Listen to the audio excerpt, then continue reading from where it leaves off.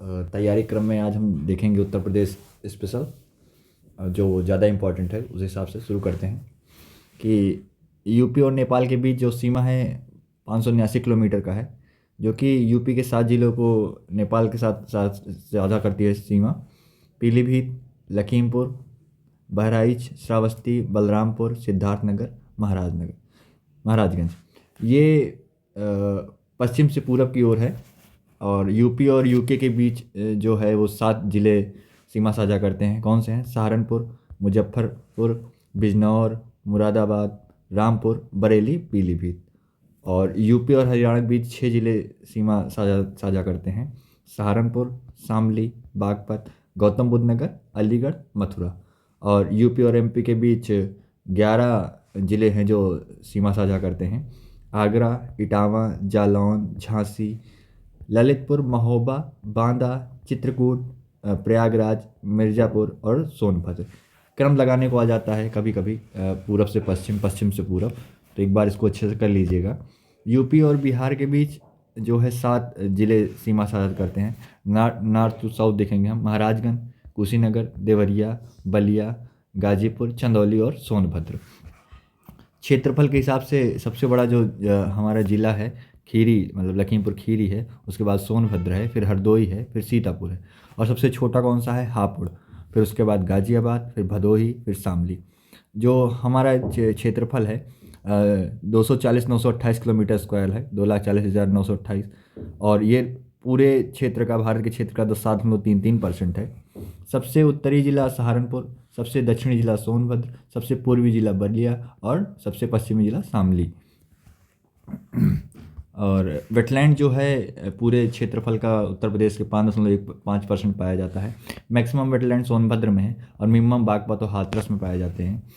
पूर्वा जो है, पूर्वा south west monsoon को यहाँ पूर्वा कहते हैं। 80 से 83% वर्षा जो पूर्वा या साउथ वेस्ट मानसून से ही प्राप्त होती है। मैक्सिमम वर्षा उत्तर प्रदेश में जुलाई में होती है। जो गर्मी होती है, समर जो होता है मार्च से जून के बीच में होता है। सबसे ज़्यादा गर्मी आगरा, झांसी में होती है और सबसे कम बरेली में होती है। प्रेसिपिटेशन अर्थात वर्षा सबसे 7वें से 10वें महीने के बीच में होती है। सबसे ज़्यादा वर्षा गोरखपुर में होती है और सबसे कम कहाँ होती है? मथुरा में। विंटर 11वें महीने से फरवरी, मतलब नवंबर से फरवरी के बीच में होती है। और यूपी में कृषि पारिस्थितिकी क्षेत्र जो हैं 20 हैं और कृषि जलवायु क्षेत्र 9 हैं और मृदा समूह क्षेत्र 8 हैं और गन्ना उत्पादक कुल परिक्षेत्र 9 हैं। गंगा यमुना मैदान का जो निर्माण हुआ प्लेस्टोसीन युग में हुआ था, बहुत इंपॉर्टेंट है, ये कई बार आ चुका है।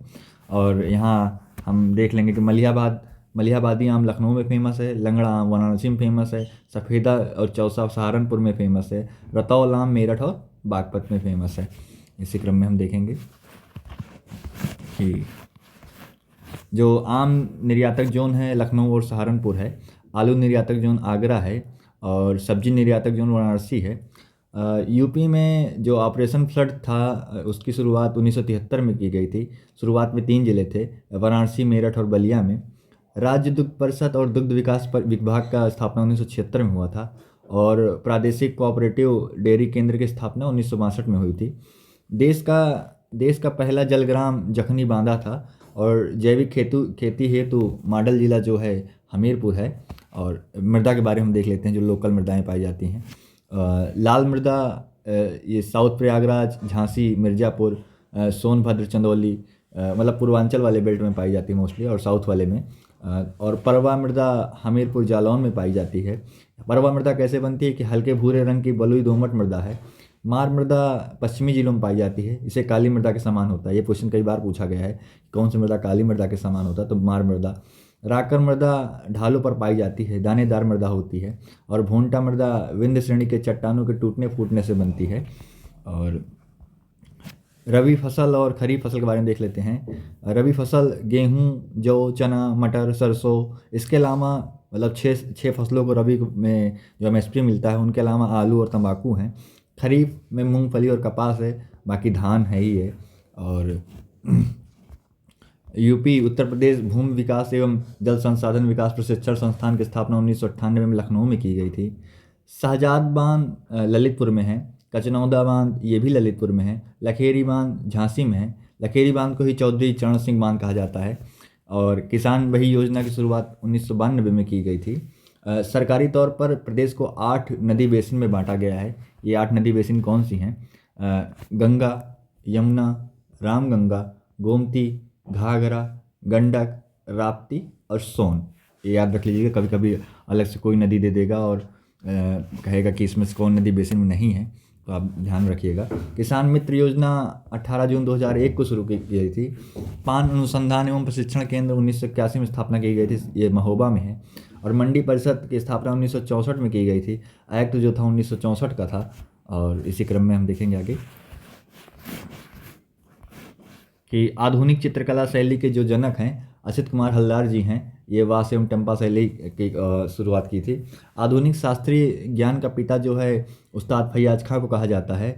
लखनऊ ख्याल गायकी के पितामह खुर्शीद अली खां जी हैं। और कुछ मेला के बारे में देख लेते हैं, मेला कहाँ लगते हैं। सबसे ज़्यादा मेला मथुरा में लगता है और सबसे कम मेला पीलीभीत में लगता है। और ककोरा मेला बदायूं में लगता है। सरधना मेला मेरठ में लगता है। सिकरी मेला मोदी नगर गाजियाबाद में लगता है। कंसबद्ध मेला हमीरपुर में लगता है। संगी रामपुर मेला फर्रुखाबाद में लगता है। तिगरी मेला अमरोहा में लगता है। ददरी मेला बलिया में लगता है। और बेरिया घाट मेला हरदोई में लगता है। सोरो मेला कासगंज में लगता है। गोविंद साहब मेला अंबेडकर नगर में लगता है। और ढाई घाट मेला शाहजहाँपुर में लगता है। और ये वो मेला है थोड़ा थोड़ा कठिन पड़ते हैं, बाकी और मेले हैं वो आप देख लीजिएगा। कि खड़ी बोली का विकास जो होता है सौरसेनी से हुआ था। और ब्रज भाषा का विकास सौरसेनी से हुआ था। अवधी भाषा का विकास जो है मागधी से हुआ था और भोजपुरी का अर्ध मागधी से। और बुंदेली भाषा का विकास सौरसेनी अब्रन से हुआ था और बघेली भाषा का विकास अर्ध मागधी अब्रन से हुआ था। उत्तर प्रदेश के भौतिक विभाजन के बारे में देखेंगे। इसे 3 भागों में डिवाइड किया गया है। भाबर एवं तराई क्षेत्र। भाबर की जो चौड़ाई है 34 किलोमीटर के लगभग है। तराई 80 से 90 किलोमीटर है। फिर इसे बांटा गया है मध्य का मैदानी क्षेत्र। इसके पश्चिम में यमुना नदी और पूरब में गंडक नदी बहती है। इसकी औसत ऊंचाई 80 से 300 मीटर है। गंगा यमुना का मैदान पहले बता चुका हूँ, प्लेस्टोसीन युग में से शुरू हुआ है। फिर तीसरा पार्ट है दक्षिण का पहाड़ी पठारी क्षेत्र। एवरेज हाइट इसकी जो है 300 मीटर है। ये प्राचीन चट्टान एवं नीच से निर्मित है।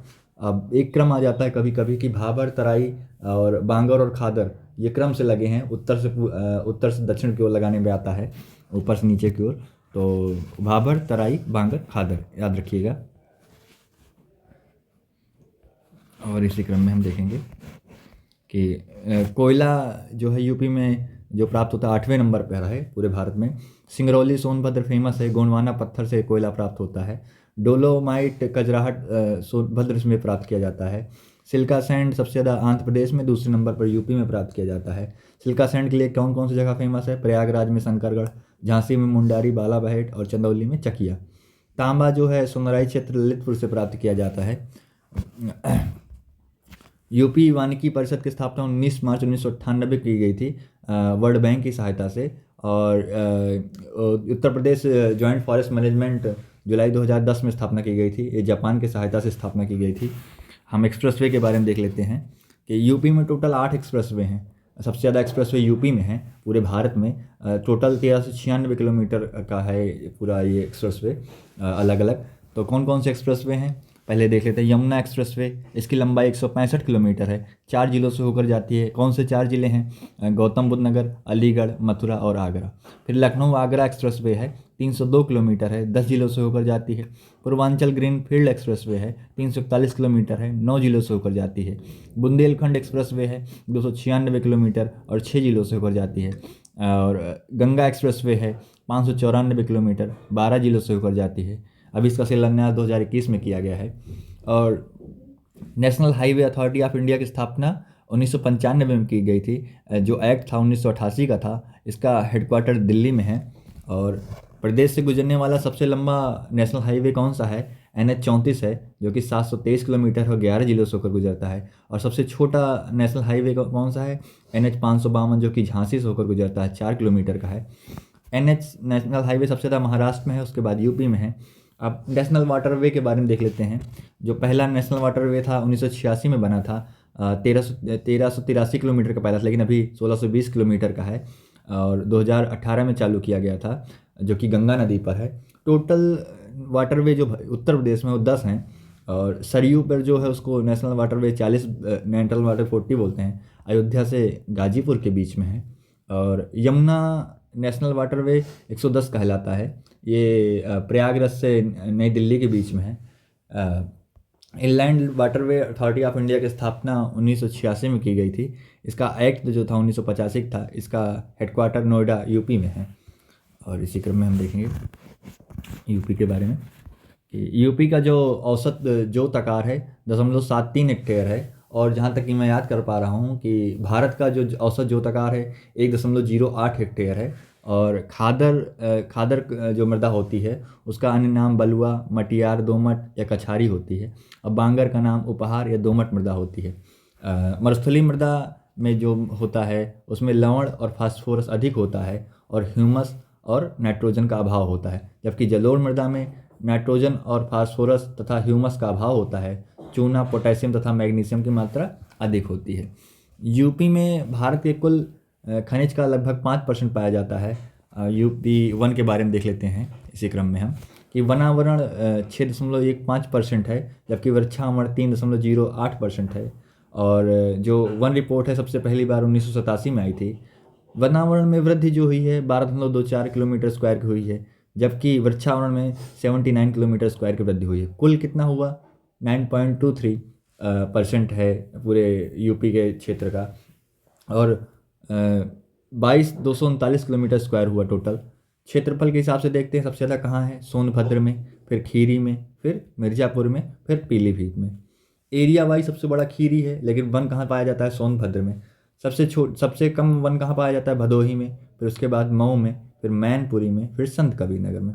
परसेंटेज वाइज भी सबसे ज़्यादा वन पाया जाता है सोनभद्र में, फिर उसके बाद चंदौली में, फिर चित्रकूट में, फिर पीलीभीत में। और परसेंटेज वाइज सबसे कम वन भी पाया जाता है भदोही में, फिर उसके बाद मैनपुरी, फिर देवरिया, फिर बदायूं। आप दो दो भी याद कर लेंगे तो पर्याप्त है। पहला वन ग्राम जो है बेलहत्थी ग्राम सोनभद्र को घोषित किया गया था। खुला वन सबसे ज़्यादा है 3.39%, फिर मध्यम 1.6%, फिर अति सघन 1.0। कभी कभी आ जाता है कि इसको क्रम से लगाओ तो याद रखिएगा OMV, ओपन, मॉडरेट और वेरी डेंस, OMV। खुला वन सबसे ज़्यादा कहाँ है, खुला वन सबसे ज़्यादा सोनभद्र में है, जबकि अति सघन वन सबसे ज़्यादा खीरी में है।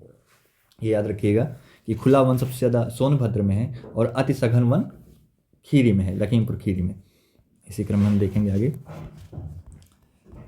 कि ऋतु 6 प्रकार के होते हैं: बसंत, ग्रीष्म, वर्षा, शरद, हेमंत, शिशिर। मार्च अप्रैल से शुरू होता है और ये फरवरी तक होता है। एक बार देख लीजिएगा, मार्च अप्रैल, फिर मई जून, फिर जुलाई अगस्त, सितंबर अक्टूबर, नवंबर दिसंबर और जनवरी फरवरी। ये क्रम लगाने को आया है PCS एग्जाम में कई बार।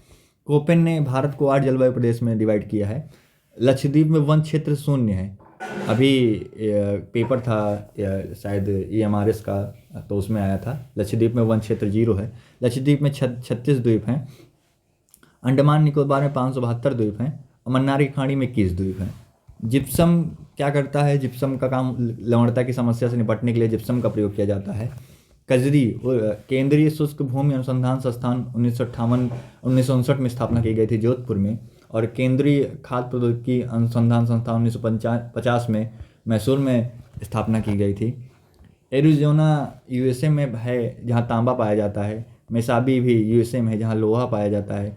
होनेस्टेक खान USA में है, सोना पाया जाता है। अमापा खान ब्राज़ील में है, मैग्नीज के लिए फेमस है। इटाबिरा ब्राज़ील में है, लो एस के लिए फेमस है। और ओरापा बोत्सवाना में है, हीरा के लिए फेमस है। कालगुरली और कुलगाड़ी ऑस्ट्रेलिया में है, सोना के लिए फेमस है। लाइबेरिया में लोहा पाया जाता है। गिनी पे बॉक्साइट पाया जाता है। टोगो में फास्फेट पाया जाता है। नाइजर में यूरेनियम पाया जाता है। और इसी क्रम में हम देखेंगे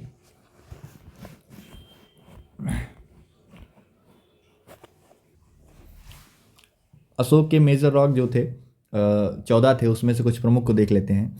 13वें नंबर पर कलिंग अभियान के बारे में बताया गया है। 12वें मेजर रॉक पे सभी संप्रदायों के प्रति सहिष्णुता के बारे में बताया गया है। 1 में पशुवध पर रोक के बारे में बताया गया है। दूसरे में दक्षिण राज्य के बारे में बताया गया है, चोलचेर पांड्य के बारे में। 8वें में धम्म यात्रा के बारे में बताया गया और 11वें में धम्मनीति के बारे में बताया गया है। और इसी क्रम में देखेंगे कि दासों की संख्या सर्वाधिक फिरोज शाह तुगलक के समय थी।